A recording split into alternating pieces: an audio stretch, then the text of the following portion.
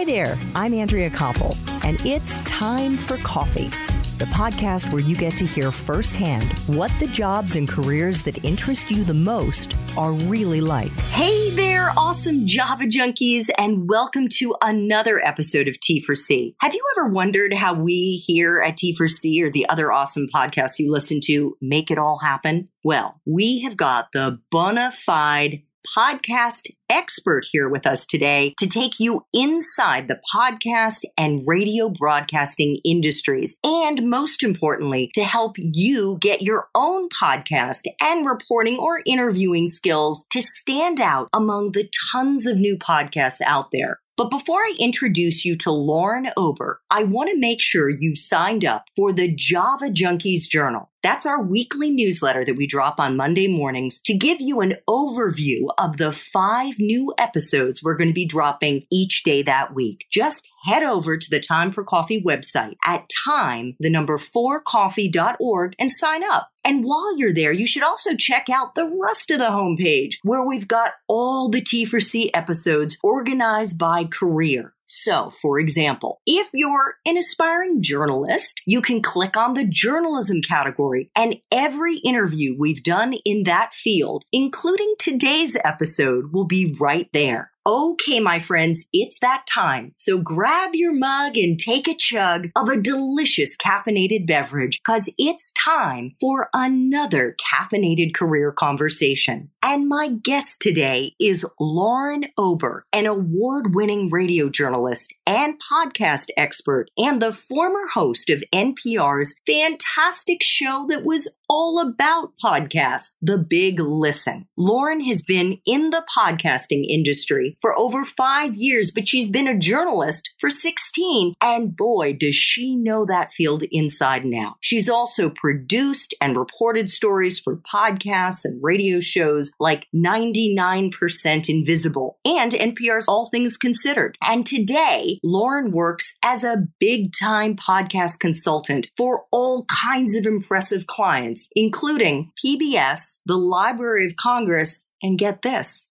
the CIA, helping them get their own podcasts off the ground and into your ears. She is the self-declared tape sync queen of DC. I wonder, we're going to have to ask her about that. And she's an absolute rock star on the mic. Lauren, welcome to Time for Coffee. Are you caffeinated and ready to go? I mean, I'm definitely ready to go. I don't know if I'm caffeinated quite at this particular moment, but I'm happy to be here. Well, thank you so much. And we should tell Java Junkies that we had a little conversation in my kitchen because we're actually doing this interview today in my home. And you confessed to me that you are actually not a lover of the Java. I'm not.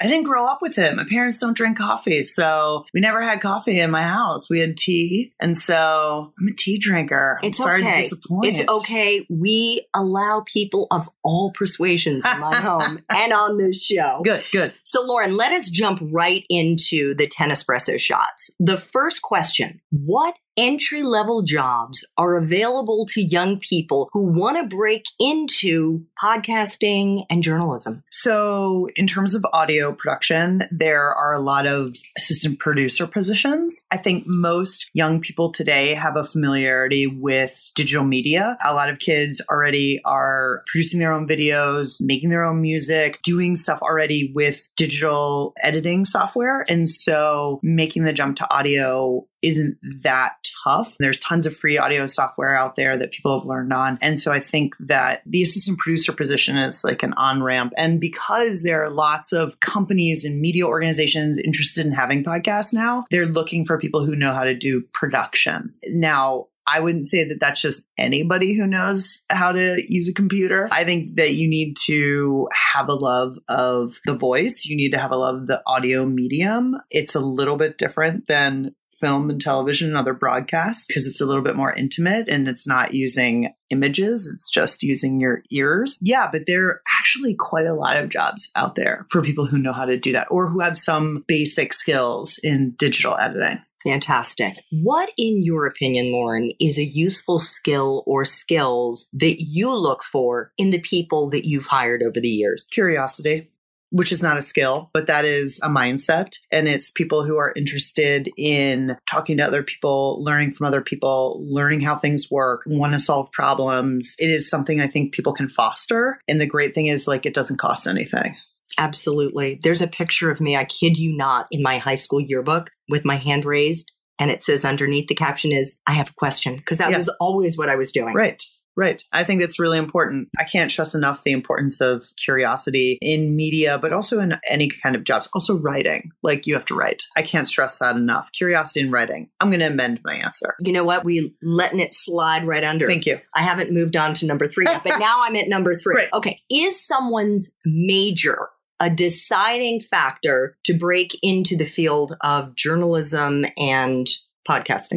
No, absolutely not. In fact, it would be better, I would say, and every J school will hate me for this, but if you major in something else, that you have some expertise in a field, like you're really into history, you're really into economics, you're really into politics, but you also have an interest in media. I think journalism school is really great for fundamentals and also making connections, but it isn't critical. It's also expensive for a lot of people. I'm not talking about grad school. Yeah. No, I know. I mean, the universities that have journalism schools, like they're not cheap. We're not talking about sort of community college. And so I think there isn't anything that's really disqualifying in terms of your academics. I mean, unless you just do terribly at it. But in terms of majors, no, absolutely not. Major in whatever is interesting to you. Now, I know you did get a grad school degree. Yes. How important do you think getting that extra degree is, not for the entry-level jobs, but for the later part of their professional life? Do you think that that's an important thing to have? I mean, again, every J school is going to hate me for saying this, but no, I don't think it's important. I think that I went into it because I didn't know how to get into journalism and I was very interested in it. I had done some writing in my undergrad for the school newspaper and I wanted to figure out how to further that and maybe make a job out of it. And I didn't know anybody in that field. So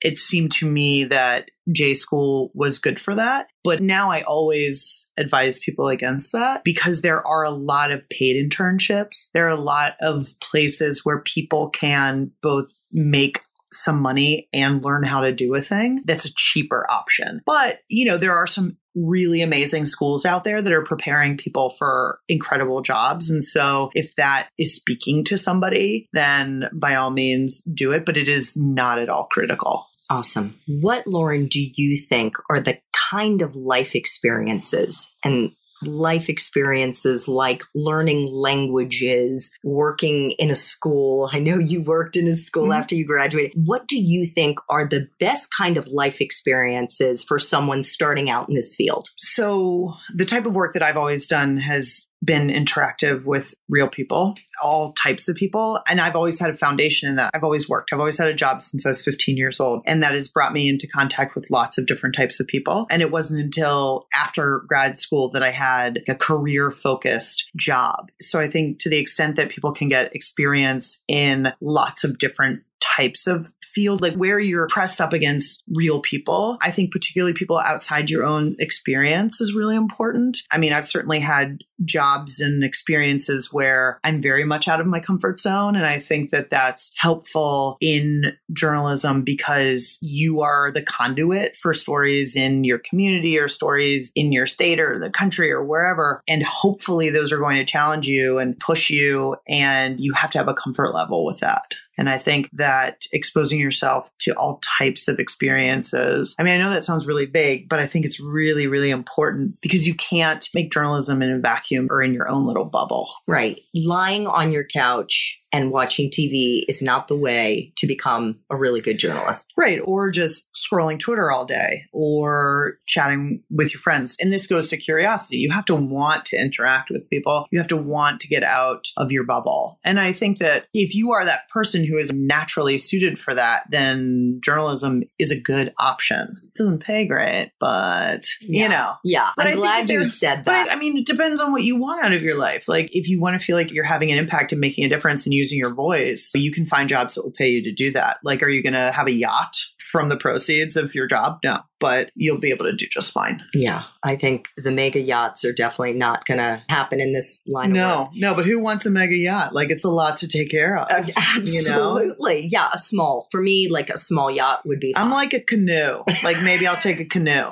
That's fine. So, Lauren, what for you is the best part of being in this profession? Well, I've had a lot of different jobs in journalism writ large. I love talking. So getting to talk to as many people as I've been able to talk to is amazing. And really having people trust you with their stories, that's a gift. And then being able to tell them in a way that is real and authentic and sounds the way that they would tell them themselves, I think is really beautiful. And so I think that that's probably, for me, what has been best about my sort of 15 plus years in this is the ability to tell other people's stories and have them trust you with that. And just like meeting cool people who are doing interesting things. Like journalism is an excuse to be able to go and ask people questions about things that you're curious about of all kinds, I mean, you get to do crazy things. If you just pitch an idea and somebody says yes to it, then you're like, what? I'm getting paid for this? Okay, so the flip side of that question, what for you is the part of your current job or the profession that sucks the most? So audio is really having a moment right now, and podcasting is really sexy. But I think what people don't realize is how much work goes into it and how much garbage work goes into it. It's like an iceberg, right? You see the sexy bit on the top, but what you're not seeing is like the vast majority of it, which is underneath the water. And so you're setting up interviews with people and you're trying to find studios and you're doing research and you're writing prep. Like none of that is sexy, and you're fiddling with technology, and then sometimes it doesn't work, or your microphone, like all of a sudden, like your batteries run and you're like, what? No, this is the worst. And what you get, you make a beautiful thing. I can't remember. There was a writer who said this. I love it and I use it in what I do, but it's like, I hate writing. I love having written. And it's very similar. Like I hate the production of it, but I love having made the thing, because you come up with the thing and it's really lovely. But it's a very hard craft. It's not at all easy. It's technical. It requires you to access different parts of your brain than just straight up writing does. But all that said, then you get to make something and people listen to it. And that's a really cool thing. Oh my God, I feel like you're tapping into my brain right now. You're totally. Okay, so what is the best career advice you've ever gotten? I've gotten no career advice in my entire life. I wish I was joking about that. I mean, I have kind of bootstrapped my career. And so I haven't had a lot of people saying, well, you should do this and this will be a great thing. I mean, I think that the general notion of sort of playing to your strengths is a really important thing. Like understanding what you are uniquely good at or what sort of makes you feel good in your job and sort of move in that direction. And it's hard. It takes a while to find sort of what you're natively good at. And I mean, this might seem like a really simple thing, but I'm natively good at talking. I started talking before I could walk. My mom had like a crawling, chatty baby. And I've always been interested in talking with people. And so hosting, which I'm in between shows, so I'm about ready to start production on a new show. Can you break some news on Time for Coffee? I wish it was breaking news. I mean, we have already sort of announced, well, I can't fully announce it, but I'll be hosting a show for American Public Media about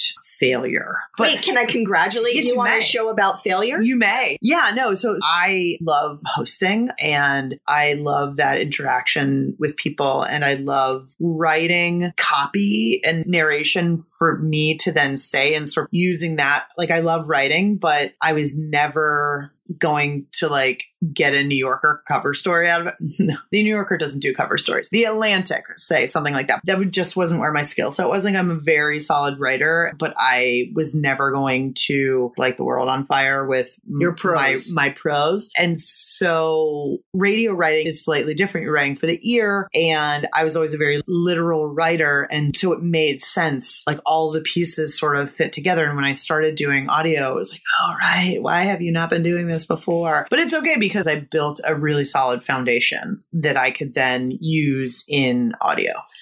Okay, so I love the way you turned around the question into what your career advice is for Java junkies, which is yeah. I mean, there you go. I mean, I have like much advice for young people. I mean, I've had a bunch of interns and I've sort of seen how people approach early careerhood. And I know the many mistakes that I made. And I mean, I did not come from a family who had anything to do with media and grew up in Pittsburgh, which is not like the media capital of America. And yeah, just sort of had to figure it out by working in some small markets. And, I didn't have a ton of people in those places saying, well, this is what you should do. And this is what you should do. I think a lot of people end up with mentors and I never did. And so I had to like make 8 million mistakes on my own, which is great because now I know I can tell other people the pitfalls to avoid. So could you just give us a quick overview of what pitfalls? We have actually 2 journalism majors in the room as we're doing this recording. What should they avoid? All right. Well,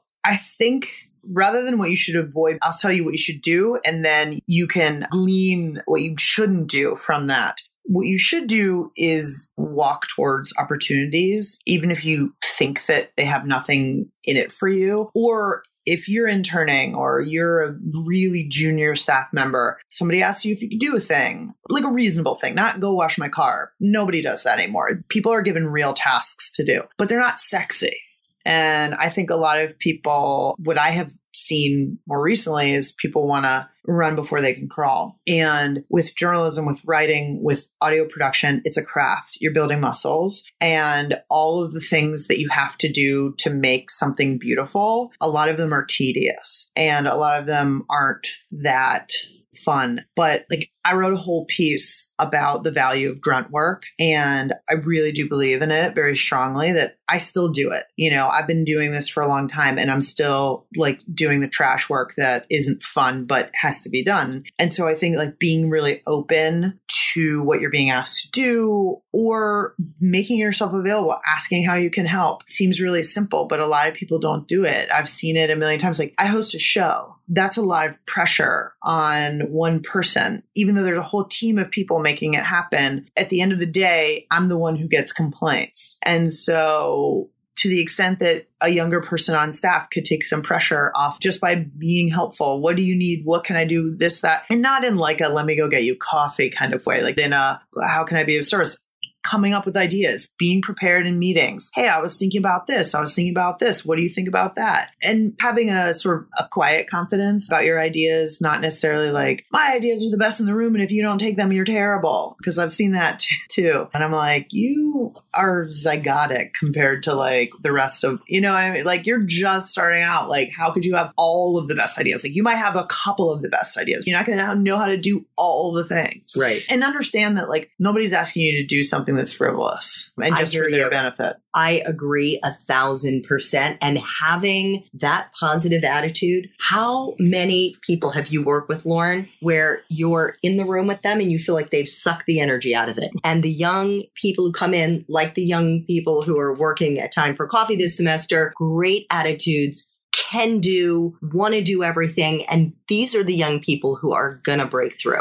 Yeah, absolutely. I mean, when I work with somebody who I see has a little bit of chutzpah, like I want to give them all the jobs. Like I work with some young people now who they're in their first job. And when they are ready, like I would love for them to work for me or with me on a project. And I keep those in my head. I'm like, when I am in a position where I have jobs, producer jobs, like I hit them up. Like, what are you doing right now? You want to like do some work together? And they're all people who I have had previous experiences with. I am with you. Okay, we've got 2 final espresso shots here. What movies, if any, or fiction books, or I'm going to throw out there Amazon or Hulu or Netflix shows, do you think, Lauren, best capture this profession? Okay, well, All the President's Men is an amazing movie about the Watergate break-in. Robert Redford's in it, and he's a young Robert Redford. No, but it's great, and you get to watch sort of journalism sort of unfolding. So Spotlight, about the Boston Globe, their investigative team, and investigating the Catholic Church sex abuse scandal. That is a fantastic movie, and I think very accurate in how it depicts the craft. There's a book I really love by Annie Proulx called The Shipping News, which is about a very small town newspaper, a guy who works at a small town newspaper called The Gammy Bird. And it's just something that is delightful, and it takes place in a sort of isolated small community. And it's like a really lovely sort of exploration of that.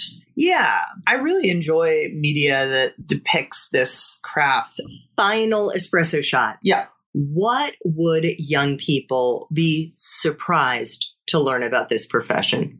People might be surprised to know the difference between recording something in a really basic way and adding some narration and putting on a computer is very, very different than what goes into making very high production shows like Radiolab, like This American Life, like shows from Gimlet Media or something like that, where the level of detail is so high and that, you know, there's scoring, there's soundscapes, there are sound effects, there's many, many, many, many tracks. You know, you think of it like a really basic punk song versus like a symphony. And one isn't necessarily better than the other, but there's just a huge amount of work that goes into making something sound beautiful that you never notice. I think that's awesome. Lauren, thank you so much for making time for coffee today with me and the Time for Coffee community. I so enjoyed getting to hear some of your wisdom and insights, and I have no doubt that our listeners do as well. Well, it's been my pleasure. Thank you so much. Thanks so much for listening to Time for Coffee, where the professionals in the jobs that most interest you always have time to grab coffee 24/7, no matter where you live. I have one quick favor to ask you. Remember to rate, review, and subscribe to Time for Coffee. Thanks so much.